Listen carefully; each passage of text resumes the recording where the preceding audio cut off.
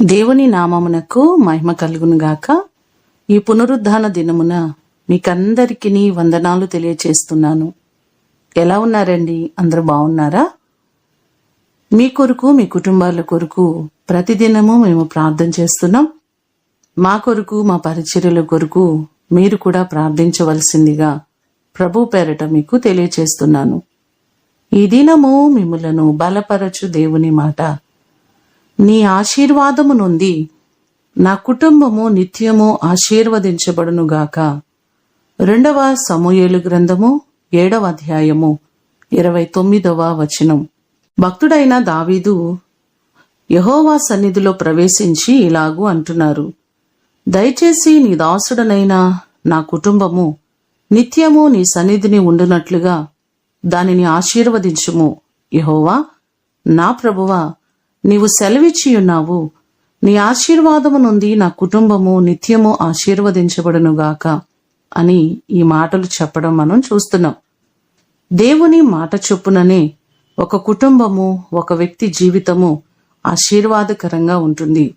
ద్వితీయోపదేశ కాండము 7వ అధ్యాయము 12 నుంచి 14 వచనాలు మనం చూస్తే, మీరు ఆయన విధులను అనుసరించి నడుచుకునే ఎడల నీ దేవుడైన యెహోవా తాను నీ పితరులతో ప్రమాణము చేసిన నిబంధనను నెరవేర్చి నీకు కృప చూపుచు ఆయన నిన్ను ప్రేమించి ఆశీర్వదించి అభివృద్ధి చేసి నీ గర్భఫలమును, నీ భూఫలమును, నీ ద్రాక్షారసమును, నీ మేకల మందలను దీవించబడును. సమస్త జనముల కంటే ఎక్కువగా నీవు ఆశీర్వదించబడదువు అనే మాటలు మనకు కనబడుతున్నాయి. ఆయన చిత్తానుసారముగా మనము జీవించినట్లయితే దేవుడు మనలను బహుగా ఆశీర్వదిస్తారు. ఆయన ఆశీర్వాదము, ఆయన దీవెన ఒక మనిషికి ఎంతో అవసరమైనది. ఈ మాటలు వింటున్న మిమ్మల్ందరినీ దేవుడు దీవించాలని, ఆయన ఆశీర్వదించాలని ప్రతిదినము మీ కొరకు ప్రార్థన చేస్తున్నాం. అలాగే దైవజనుల కొరకు ప్రార్థిస్తున్నాం.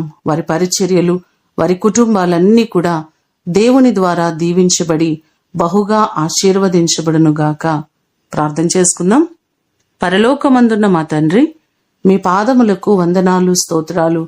మీ ఆశీర్వాదము చేత మా కుటుంబాలు నిత్యము ఆశీర్వదించబడాలి. ప్రభువా, నీవు దీవిస్తేనే ఒక వ్యక్తి దీవించబడతారు, మీరు ఆశీర్వదిస్తేనే ఆశీర్వదించబడతారయ్యా.